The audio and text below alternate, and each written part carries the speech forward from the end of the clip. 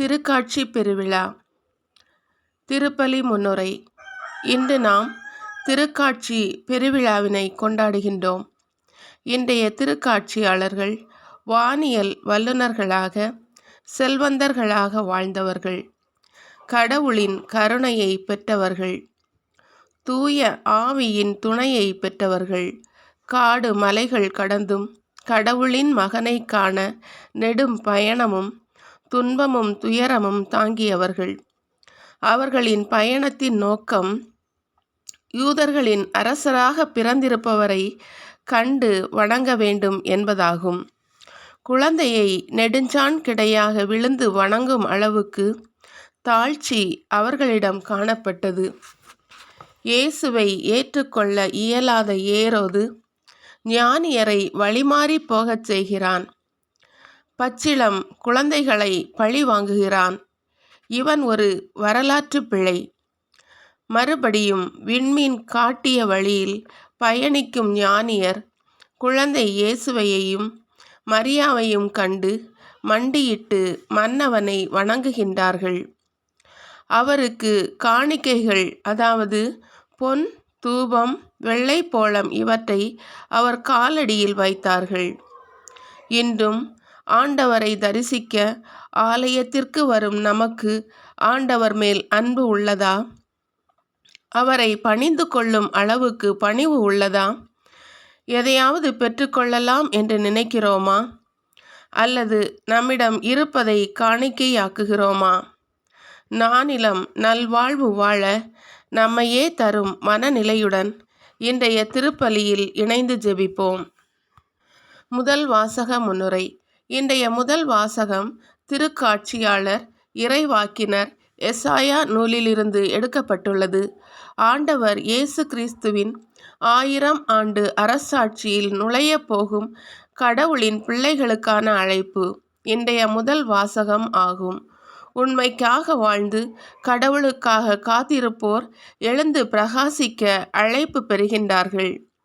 உலகமெங்கும் சிதறடிக்கப்பட்ட கடவுளின் பிள்ளைகள் அனைவரும் கூட்டிச் சேர்க்கப்படுவர். அவர்கள் ஒருங்கிணைந்து கடவுளை பாடி புகழ்ந்து மகிமைப்படுத்தும் அந்நாளின் மேன்மையை இவ்வாசகம் வழி கேட்டு தியானிப்போம். இரண்டாம் வாசக முன்னுரை.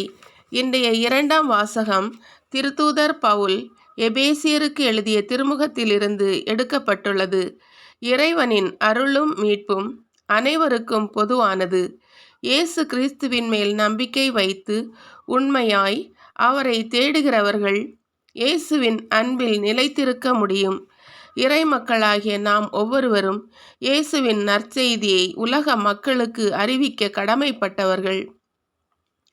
அனைத்து மக்களும் இயேசு கிறிஸ்துவின் மூலம் கடவுளின் உரிமை பிள்ளைகளும் ஒரே உடலாம் கிறிஸ்துவின் உறுப்பினர்கள் ஆகவும் வாக்குறுதியின் பங்காளிகளாகவும் இருக்கின்றோம் என்று கூறும் இன்றைய இரண்டாம் வாசகத்தை கேட்டு தியானிப்போம். மன்றாட்டுக்கள். முதல் மன்றாட்டு.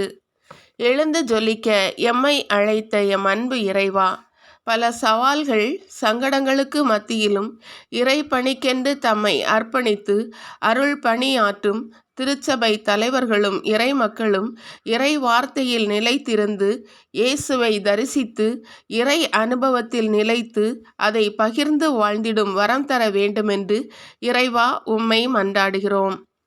இரண்டாவது மன்றாட்டு. வாழ்வுக்கு வழிகாட்டும் வல்லவரே எம் அன்பு இறைவா, உலக நாடுகளை ஆளும் தலைவர்களும் பிற பணிகளில் மக்களை வழிநடத்தி செல்வோரும் தூய்மையுடனும் உண்மையுடனும் மக்கள் வாழ்வு நிலை உயர உழைத்திடவும் மக்களை தவறான பாதைகளில் தள்ளும் தீய சக்திகளுக்கு விலக்கி காத்திடவும் தேவையான ஞானத்தை அவர்களுக்கு தர வேண்டுமென்று இறைவா உம்மை மன்றாடுகிறோம். மூன்றாவது மன்றாட்டு. இயேசுவை தொழுது கொள்ள எம்மை அழைத்த எம் அன்பு இறைவா, குழந்தை இயேசுவை தொழுது கொள்ள இடர்பாடுகளுக்குள்ளும் இன்னல்களுக்குள்ளும் தங்களை திடப்படுத்தி குழந்தையைப் போல தம்மை தாழ்த்தி கொண்ட ஞானிகளைப் போல ஆண்டவரை தொழுது கொள்ள ஆலயத்திற்கு வரும் நாங்கள் ஒவ்வொருவரும் எங்களை தாழ்த்தி கொண்டு கடவுளின் கருணையையும் கனிவையும் பெற்று வாழ்ந்திடும் வரம் தர வேண்டுமென்று இறைவா உம்மை மன்றாடுகிறோம். நான்காவது மன்றாட்டு. தூய ஆவியின் துணையால் எம்மை ஆளும் அன்பு இறைவா. லட்சிய பாதையில் இறைவார்த்தை ஒளியில் நாங்கள் பயணிக்கும் போது குறுக்கிட்டு வழிமாறச் செய்யும் வல்லமைகளுக்கு விலக்கி நேரிய வழியில் எம்மை நடத்தி இறுதியாக இறையாட்சிக்குள் நுழைந்து நிலை வாழ்வை பெற்று மகிழ்ந்திடும் வரம் தர வேண்டுமென்று இறைவா உம்மை மன்றாடுகிறோம். 5வது மன்றாட்டு. மனுக்குலம் மீட்படைய தம்மையே தந்த எம் அன்பு இறைவா, இவ்வுலக துன்பங்களில் துவண்டு விடாமல் எழுந்து நிற்க ஏதாவது கிடைக்குமா என்ற எண்ணத்துடன் ஜெபத்திலும் பக்தி முயற்சிகளிலும் பங்கெடுக்கும் நாங்கள் உண்மை அன்புடன் கடவுளை தேடவும் அவர்களுக்கு எம்மை காணிக்கையாக்கி வாழ்ந்திடவும் தேவையான ஆற்றலை தர வேண்டுமென்று இறைவா உம்மை மன்றாடுகிறோம்.